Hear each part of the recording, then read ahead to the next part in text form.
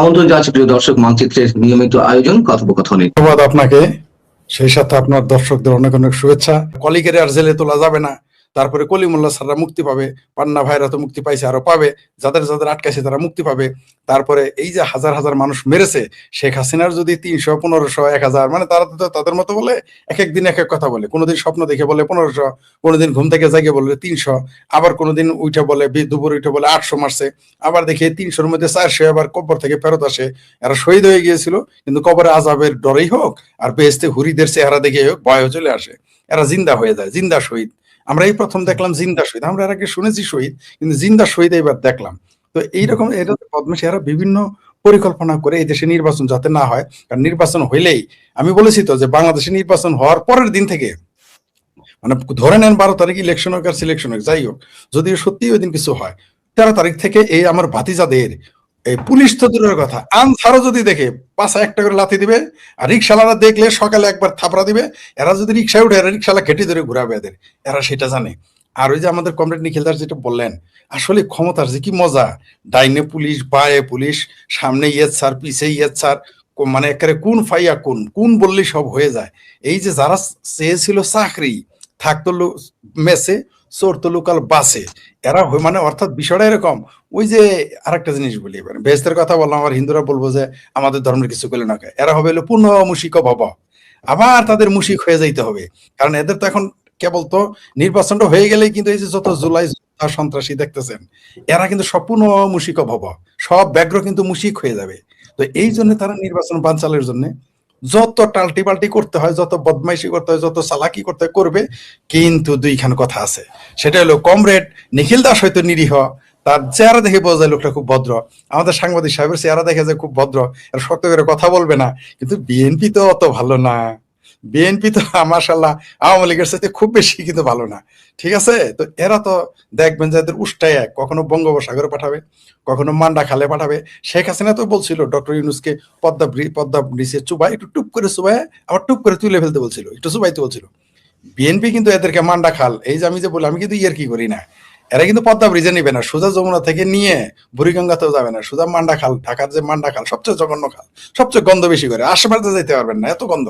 আমি ওইখানে অনেকদিন থাকছি, আমি জানি কি সুন্দর গন্ধ, বুঝতে পারছেন? ওইখানে চুবায়া বিএনপি কিন্তু আর পেট খারাপ করবে, এটাও তারা জানে। তো ডক্টর ইউনূস এদের বলে লিয়ে দিছে যে বাতি যারা নাতিরা কোনো না কোনো ভাবে নির্বাচন ঠেকাও। আর জামাত জানে যে তারা 226টায় তারা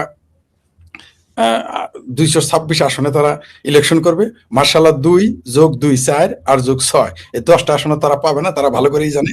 কারণ তারা যত চালাকি করুক, যত কিছুই করুক, এরা কমিউনিস্টদের যতই বলুক কমিউনিস্টরা খুব ছোট দল, জামাত কিন্তু অত বড় দল না। ওই যে গুনে গুনে ওই যে 1 কুমিরি 7বার দেখাইতে হবে তাদেরও। এদের কমিউনিস্ট পার্টি বা বামপন্থীরা খুবই দুর্বল, কোনো সন্দেহ নাই, তাদের মধ্যে বিভ্রান্তি আছে, কোনো সমস্যা নাই, সন্দেহ নাই। তাদের জনবল কম, কোনো, কিন্তু তারা কিন্তু জনসভা করে। কয় যে আমাদের নিখিল দাসরা কিন্তু 10 জন লোক হইলেও লেখে জনসভা, জামাতের রাজ পর্যন্ত কিন্তু জনসভা করতে পারে নাই, অদূর ভবিষ্যতে পারবে না। তারা জানে যে কমিউনিস্ট পার্টি জামানত হারাবে, আর বামেরা হয়তো জামানত হারাবে, আর আর আর আপনার যারা জামাত, তারা জামানত হারানোর চেয়ে একটু উপরে থাকবে, মানে 100-র মধ্যে তারা পাবে 10, বামেরা পাবে 3, এই তো পার্থক্য, ওই 10-এর উপরে আর যাবে না। তো এই জন্য তারা নির্বাচন বানচাল করতে যা যা করতে তা করবে। কারণ এই জামাত, এই স্বাধীনতা বিরোধী রাজাকার আলবদররা, এই দেখেন চরমনায় পীরের সাথে এখন থাকতে পারতেছে না, নিজেরা ভাগানে লেগে গেছে। ইসলামী আন্দোলন নাম দিছে, আসলে তো ইসলামী আন্দোলন না, ওটা পাকিস্তান আন্দোলন। বাংলাদেশে কোনো ইসলামী দল নাই, সব পাকিস্তান শব্দ লিখতে ভয় পায়, তাই ইসলাম শব্দ আগে পিছিয়ে যুক্ত করে। জামাতে ইসলাম, আর এটা হলো এক রাজাকার পাকিস্তানপন্থী, আলো ইসলামী আন্দোলন, এর আগে ইসলাম লাগাইছে, এরা পিছনে ইসলাম লাগাইছে, কিন্তু ঘুরে ফিরে একটাই, তরমুজ চাকুর উপরে পড়লেও যা, চাকু তরমুজের উপরে পড়লে যা। ইসলামের লাগায় কারণ জানে যে পাকিস্তান লাগাইলে পাবলিক বঙ্গোপসাগরের নিয়ে চুবাবে, এই জন্য তারা এগুলো লাগায়, সেটা আলাদা কথা। তো ইসলামী আন্দোলন কিন্তু ফেলাইছে জামাতের অংশতে। কারণ কি, 2 দিন আগে জামাতের কুকুর হয়ে কিন্তু ভোগ করলো, ভোগাইলো, কেউ ঘেউ করলো। কয়দিন আগে বিএনপির ছেসরা সাদাবাজ, আওয়ামী লীগের শাহী সাদাবাজ, কত রকম গালি দিল রং বেরঙের। এখন তারা লেগে গেছে, এখন বলতেছে জামাত হলো ইসলামী দল না, তারা আমাদের সামনে বলে ইসলাম কায়েম করবে, রাষ্ট্রদূত, বিদেশি রাষ্ট্রদূতের সামনে বলে যে সেগুলার, তারা রাষ্ট্র গণতন্ত্র চায়। এই যে তাদের মধ্যে লেগে গেছে, এই যে মুনাফিকি, এটা এখন পরিষ্কার হয়ে গেছে সামনে। তারা জানে, তার মানে কি, তার মানে জামাতের অবস্থা আগের চাইতে আরো খারাপ হবে, তাই তারা ইলেকশন চাইবে না। আর ডক্টর ইউনূস চিন্তা করেছে মরার আগের দিন পর্যন্ত, অর্থাৎ পাবলিকের পেটে পাড়া দিয়ে নারী বুড়ি বাইর করার আগের দিন পর্যন্ত ক্ষমতায় থাকতে চাইতেছে। আর আমাদের ভাতিজারা স্বপ্নেই দেখতেছে যে শ্বশুরের চাকরি দিছে, এরপরে শাশুড়ির চাকরি দিব, তারপর শালা শালিকে চাকরি দিবে। এই স্বপ্নে তারা এখন বিভোর, কারণ ক্ষমতা থেকে চলে গেলে তো বেকার, এবং বেকার নাইবার বেগারে পরিণত হবে। আর যদি কপাল আর একটু খারাপ হয় তাহলে পাবলিক পেটে পাড়া দিয়ে নারী বুড়ি বাড়ি করবে। সেই জন্য তারা নির্বাচনে বাধা দিতে যা যা করতে হয় তারা করবে। এরা আসলে এখন বিএনপি ছাড়া আর আমার এই যে প্রিয় নিরীহ বামপন্থী লোক দল ছাড়া কেউ আসলে নির্বাচন চায় না। না জামাত নির্বাচন চায়, না চরমনাই নির্বাচন চায়, না ওই হেফাজত নির্বাচন চায়, না না আপনার ওই ইনকেলাব মঞ্চ, ফিনকেলাব মঞ্চ, তারপর আমার ভাবি পোলাদের দল বৈষম্য বিরোধী নাকি কৈষম্য, তারপর এনসিপি ন্যাশনাল চিলড্রেন, এগুলি কেউ নির্বাচন চায় না। কারণ শ্বশুরবাড়ি খাওয়া আর বালুর সরে হাগা, সোজা কথা প্যারাডাইজ লস্ট কেউ চাইতে চায় না। আর যারা গেছে তারা চাইতেছে যাতে আর কেউ প্যারাডাইসে না যাইতে পারে, বাংলাদেশ যাতে দুর্যোগে পরিণত হয়, সেই জন্য যা করে তারা তা করতেছে। কিন্তু শেষ কথা আছে, বাংলাদেশের জনগণ কিন্তু এত বোকা না, তারা সময় মতো যেমন তারা নিরীহ মানে বর্ষাকালে দোআঁশ বেলে মাটি হয়ে যায়, এই বর্ষাকাল যাওয়ার পরে কিন্তু 2 মাস পরে চৈত্র মাস আসে, একেবারে পাথরের চেয়েও শক্ত হয়ে যায় এই মাটি। বাংলাদেশের জনগণ কিন্তু ফুসে উঠতেছে প্রতিদিন যে খুন খারাপ হইতেছে, জনগণ কিন্তু এলে দেখতেছে। পুলিশ কিছু না বললেও জনগণ কিন্তু ছাড়বে না, যত ইন্ডেমনিটি দেন। খুব ভালো কাজ করেছেন, ইন্ডেমনিটি দেওয়ার কারণে আমরা কেউ যাইতে পারবো না আদালতে, কিন্তু জনতার আদালতে যাইতে কিন্তু কেউ ঠেকাইতে পারবে না। ওই যে আমাদের সাংবাদিক সাহেব বললেন যে এটা শেষ অস্ত্র, আমি কিঞ্চিত দ্বিমত আছে আমার। শেষ অস্ত্র না, ডক্টর ইউনূস হলো কিন্তু সুদখোর, কিস্তিওয়ালারা কিন্তু শুনেন, ব্যাংকের লোক যখন ফেল মারে কিস্তি তুলতে, তখন কার নিয়োগ দেয় জানেন আপনি? আইন, আদালত, কোর্ট, এমনকি আওয়ামী লীগ বিএনপির গুন্ডা ফান্ডা, এমনকি বামপন্থীদের বুদ্ধিজীবীও নিয়োগ দেয়। এটা কি জানেন আপনি? টাকা তুলতে ব্যাংকের, আমি জানি, দায়িত্ব নিয়ে বললাম। যখন এগুলো ফেল করে, অর্থাৎ আইন, আদালত, পুলিশ, তারপরে রাজনৈতিক গুন্ডা ফান্ডা, মন্ত্রী, নেতা ফেল মারে, তারপরে কার নিয়োগ দেয় জানেন? বলে দেয়, আপনি হিজড়াদের নিয়োগ দেয়। হিজড়ারা বাড়ির সামনে তালি দেয়, ডোল পাড়ায়, যে এই লোক ঋণগ্রস্ত, এটা জানেন আপনি? তো ডক্টর ইউনূস বহুত শিয়ানা লোক, এগুলো বুঝে সে, এটা তার শেষ অস্ত্র না। আমার ভাবির পোলাদের সে কি বোকা বানাইছে দেখছেন?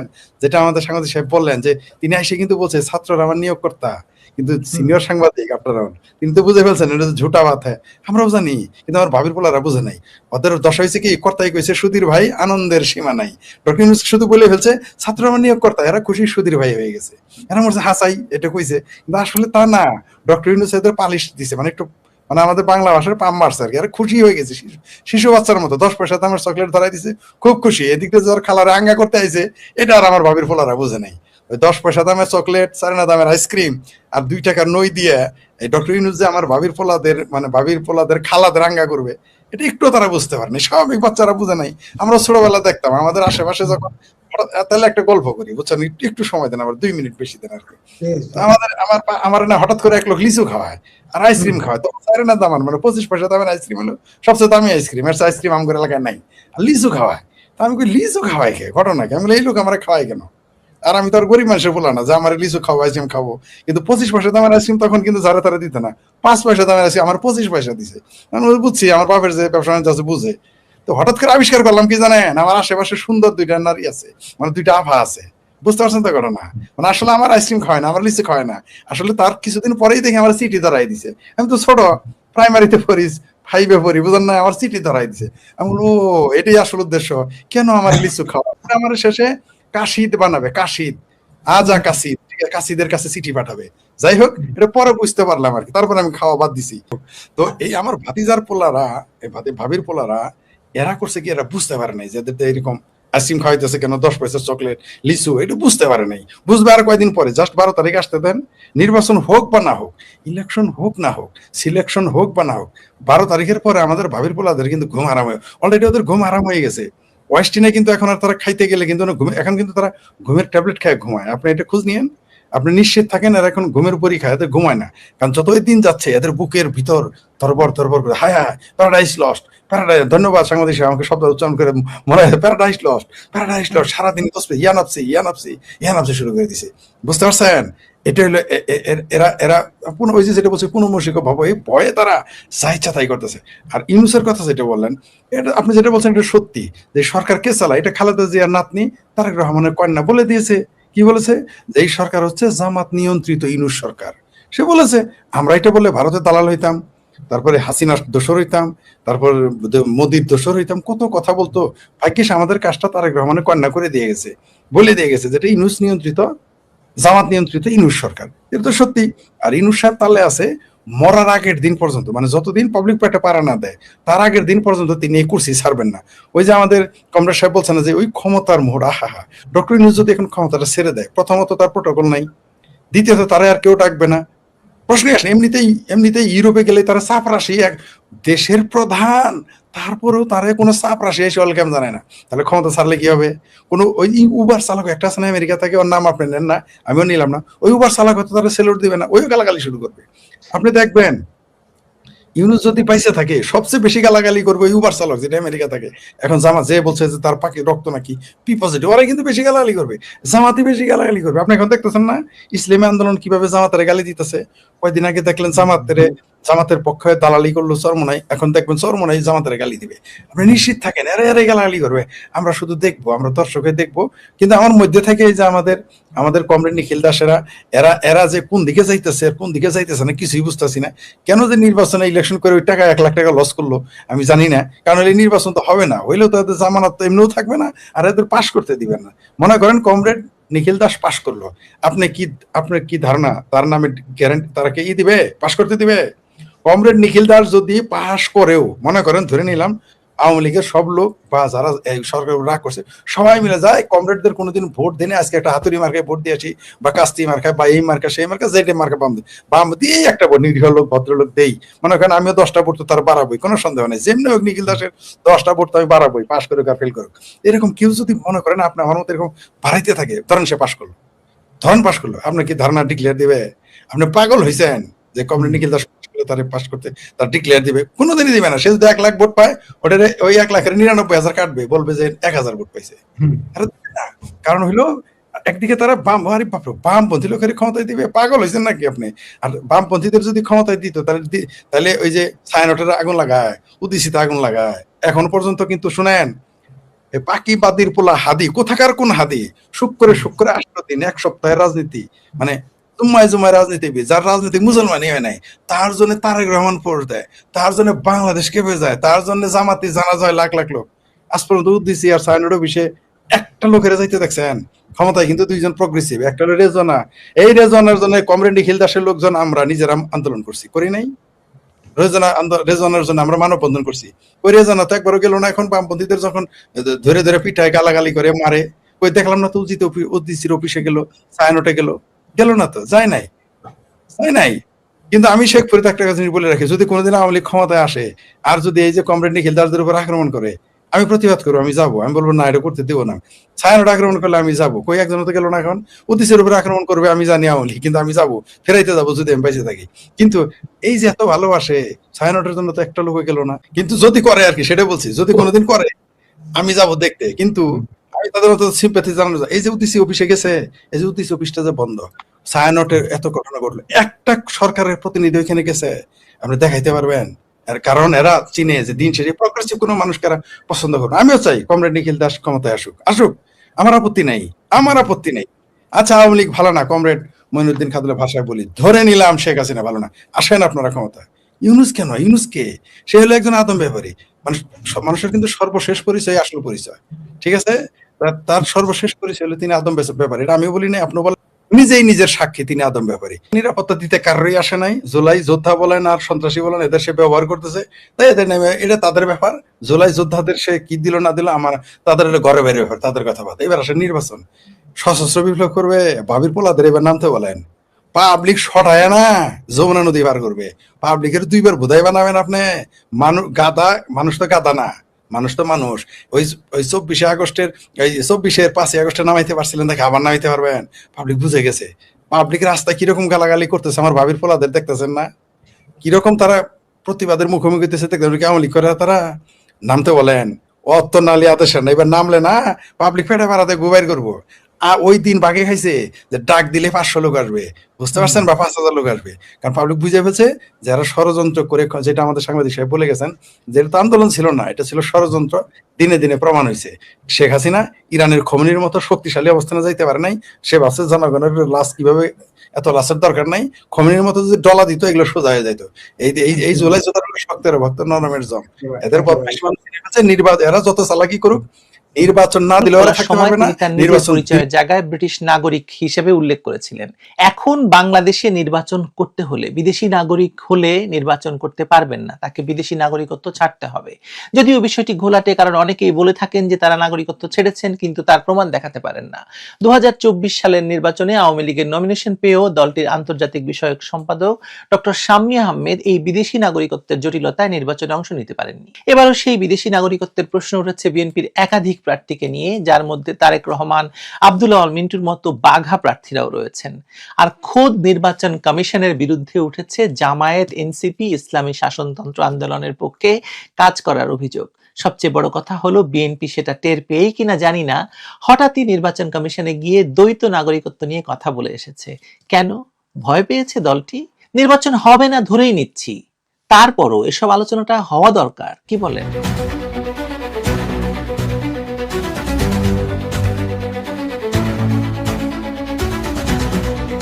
নির্বাচন হবে কি হবে না তা নিয়ে বাংলাদেশে বর্তমানের রাজনৈতিক প্রেক্ষাপট অত্যন্ত ঘোলাটে এবং সংঘাতপূর্ণ। দেশে বর্তমানে একটি অনির্বাচিত, অসাংবিধানিক এবং কার্যত অবৈধ ক্ষমতাসীন সরকার, যারা রাষ্ট্রযন্ত্রকে ব্যবহার করে নিজেদের ক্ষমতা দীর্ঘস্থায়ী করার নীল নকশায় মত্ত। অর্থনীতি ধ্বংসের দ্বার প্রান্তে, সামাজিক অবক্ষয় চরমে এবং রাজনৈতিক পরিসর সংকুচিত হতে হতে শ্বাসরুদ্ধকর অবস্থায় গিয়ে পৌঁছেছে। এমত অবস্থায় একটি নির্বাচনের ঘোষণা এবং বিএনপির শীর্ষ নেতৃত্বের আইনি এবং সাংবিধানিক অবস্থান নিয়ে যে বিতর্ক দানা বাঁধছে, তা কেবল আইনি প্রশ্ন নয়, বরং এটি বাংলাদেশের ভবিষ্যৎ রাজনীতির গতিপথ নির্ধারণের এক গভীর সমীকরণও।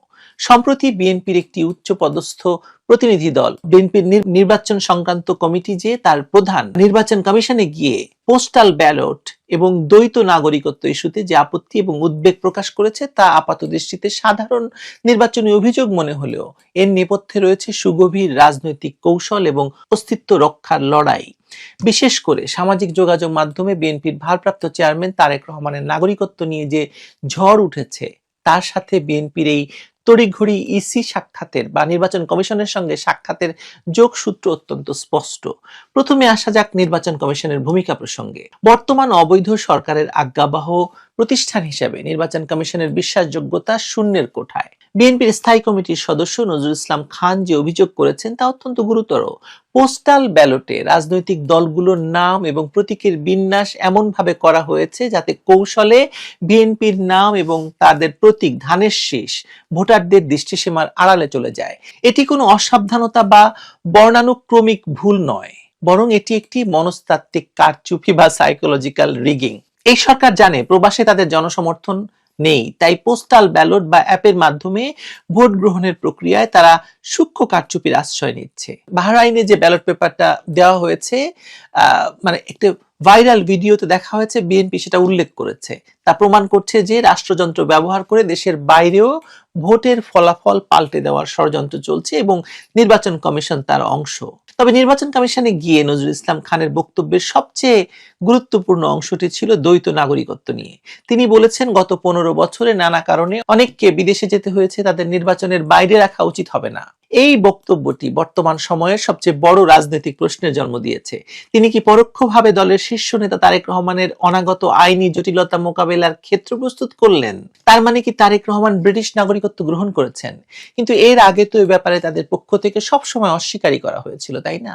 বাংলাদেশের সংবিধান এবং গণপ্রতিনিধিত্ব আদেশ বা আরপিও অনুযায়ী বিদেশি রাষ্ট্রের নাগরিকত্ব গ্রহণ করলে কোনো ব্যক্তি বাংলাদেশের সংসদ নির্বাচনে প্রার্থী হওয়ার অযোগ্য বলে বিবেচিত হন।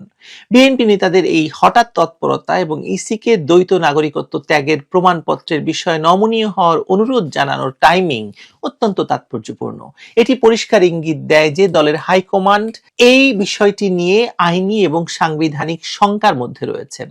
ওদিকে সামাজিক যোগাযোগ মাধ্যমে ফ্রান্স প্রবাসী অ্যাক্টিভিস্ট পিনাকি ভট্টাচার্য এবং অন্যান্যদের শেয়ার করা তথ্যে দেখা যাচ্ছে 2015 সালে যুক্তরাজ্যে white and blue consultants limited নামক একটি কোম্পানি খোলার সময় তারেক রহমান নিজেকে ব্রিটিশ নাগরিক হিসেবে উল্লেখ করেছিলেন। যদিও পরবর্তীতে সেটি সংশোধন করে বাংলাদেশ করা হয়েছে বলে দাবি করা হয়, কিন্তু এই সংশোধন বা নথির গড়মিল জনমনে এবং রাজনৈতিক বিশ্লেষকদের মনে প্রবল সন্দেহের জন্ম দিয়েছে। যুক্তরাজ্যে রাজনৈতিক আশ্রয় বা পলিটিক্যাল অ্যাসাইলামে থাকা এবং ব্রিটিশ নাগরিকত্ব গ্রহণ করা দুটি সম্পূর্ণ ভিন্ন আইনি প্রক্রিয়া। একজন ব্যক্তি যখন রাজনৈতিক আশ্রয়ে থাকেন তখন তিনি কার্যত রাষ্ট্রহীন বা নিজের দেশের পাসপোর্ট ব্যবহারে অক্ষম হতে পারেন, কিন্তু তার মানে এই নয় যে তিনি স্বয়ংক্রিয়ভাবে ব্রিটিশ নাগরিক হয়ে গেছেন। ব্রিটিশ নাগরিক হতে হলে একটি নির্দিষ্ট প্রক্রিয়ার মাধ্যমে রানীর প্রতি আনুগত্য প্রকাশ করে শপথ নিতে হয়। প্রশ্ন হলো, তারেক রহমান কি সেই শপথ নিয়েছেন? যদি তিনি 2015 সালে কোম্পানির নথিতে নিজেকে ব্রিটিশ নাগরিক দাবি করে থাকেন, তবে সেটি কি নিছক টাইপিং এরর নাকি একটি সত্য গোপন করা? একজন শীর্ষ রাজনৈতিক নেতা যিনি দেশের প্রধানমন্ত্রী হওয়ার স্বপ্ন দেখছেন এবং তাকে প্রধানমন্ত্রী হিসেবে ইতিমধ্যেই অনেকে মানছেন, তার পক্ষে এমন ভুল কি গ্রহণযোগ্য? আর যদি তিনি সত্যি ব্রিটিশ নাগরিকত্ব গ্রহণ করে থাকেন, তবে বাংলাদেশের সংবিধান অনুযায়ী তিনি নির্বাচনে অযোগ্য। এই সত্যটি বিএনপি নেতারা জানেন বলেই কি নির্বাচন কমিশনে গিয়ে দ্বৈত নাগরিকত্বের আইনি প্যাচ খেলার চেষ্টা করছেন বা খোলার চেষ্টা করছেন তারা? মজার ব্যাপার হলো, তারেক রহমানের স্ত্রী ডাক্তার জুবাইদা রহমান এবং কন্যা জাইমা রহমান দুজনেই ব্রিটিশ নাগরিক বলে প্রমাণ রয়েছে। তারা যদি তারেক রহমানের ডিপেন্ডেন্ট হয়ে থাকেন, তাহলে তারা যে প্রক্রিয়ায় ব্রিটিশ নাগরিক হয়েছেন, তারেক রহমানেরও একই প্রক্রিয়ায় ব্রিটিশ নাগরিক হওয়ার কথা। কিন্তু সে কথা হয়তো গোপনই থাকছে আপাতত। ভাইরাল পোস্টে তারেক রহমানকে সবুজ পাসপোর্টের প্রমাণ দাখিল করার অনুরোধ জানানো হয়েছে। এটি একটি আবেগ ঘন আবেদন হলেও এর আইনি ভিত্তি কিন্তু খুব শক্ত। বিগত সরকার দাবি করেছিল যে তারেক রহমান তার পাসপোর্ট লন্ডনস্থ বাংলাদেশ হাই কমিশনে জমা দিয়ে নাগরিকত্ব বর্জন করেছেন। বিএনপি বরাবরই দাবি করে আসছে যে তিনি রাজনৈতিক আশ্রয়ে ছিলেন এবং পাসপোর্ট নবায়ন করতে না দেওয়ায় তিনি তা জমা দিতে বাধ্য হয়েছেন। কিন্তু এখানে মূল সমস্যা হলো স্বচ্ছতার অভাব। পাসপোর্ট না থাকা এবং নাগরিকত্ব না থাকা এক বিষয় নয়। কিন্তু তারেক রহমান যদি ব্রিটিশ পাসপোর্টধারী হয়েই থাকেন, তবে তাকে অবশ্যই সেই পাসপোর্ট বা নাগরিকত্ব সারেন্ডার করার দালিলিক প্রমাণ দাখিল করতে হবে নির্বাচন করতে হলে। বর্তমান অবৈধ সরকার এবং তাদের নিয়ন্ত্রিত নির্বাচন কমিশন হয়তো তারেক রহমানকে এজন্য কিছু বলবে না বা তার সম্পর্কে জনসম্মুখে কিছু প্রকাশ করবে না, কিন্তু তারেক রহমানের রাজনৈতিক প্রতিপক্ষরা কি তাকে ছেড়ে দেবে? তারা তো তারেক রহমানকে বিদেশি নাগরিক বলে নির্বাচন থেকে দূরে রাখার চেষ্টা করবেই, তাই না? বর্তমান সরকার দেশটিকে একটি ব্যর্থ রাষ্ট্রে পরিণত করেছে। ব্যাংকগুলো দেউলিয়া, বিচার বিভাগ পরাধীন এবং প্রশাসন দলীয় ক্যাডারে পূর্ণ। এই পরিস্থিতিতে জনগণ একটি পরিবর্তন চায়। সেই পরিবর্তনের কাণ্ডারি হিসেবে বিএনপি তারেক রহমানকে সামনে এনেছে। কিন্তু তারেক রহমানের নাগরিকত্ব নিয়ে এই অস্পষ্টতা বিএনপির রাজনৈতিক ভবিষ্যৎকে টালমাটাল করে দেবে, তাতে কোনো সন্দেহ নেই। এখনো বিষয়টি ফেসবুক পর্যায়ে আছে। দু একদিনের মধ্যেই হয়তো বিষয়টি নিয়ে মাঠ গরম করা হবে এবং এই তারেক রহমানের শত্রুপক্ষ বা নির্বাচনে তাদের প্রতিপক্ষ যারা আছেন, তারা এটি নিঃসন্দেহে জনগণের কাছে নিয়ে যাবেন এবং তারপর সংঘর্ষ অনিবার্য হয়ে উঠবে। জনগণ তাদের নেতার কাছে শতভাগ সততা এবং স্বচ্ছতা আশা করে। তারেক রহমান যদি ব্রিটিশ নাগরিক না হন, তবে এখনই উপযুক্ত সময় তা প্রকাশ্যে ঘোষণা করার এবং তার দালিলিক প্রমাণ উপস্থাপন করার। আর যদি তিনি কৌশলগত কারণে নাগরিকত্ব নিয়েও থাকেন, তবে সংবিধানের 66 অনুচ্ছেদের দোহাই দিয়ে তাকে আটকানোর যে ছক তার বিরোধীরা কষছে, তা মোকাবিলার জন্য বিএনপিকে কেবল নির্বাচন কমিশনে ধর্ণা দিলেই হবে না, বরং আইনি এবং রাজপথের লড়াইয়ের প্রস্তুতি নিতে হবে। তারেক রহমান কি ব্রিটিশ নাগরিক? এই প্রশ্নের উত্তর কেবল একটি হ্যাঁ বা না এর মধ্যে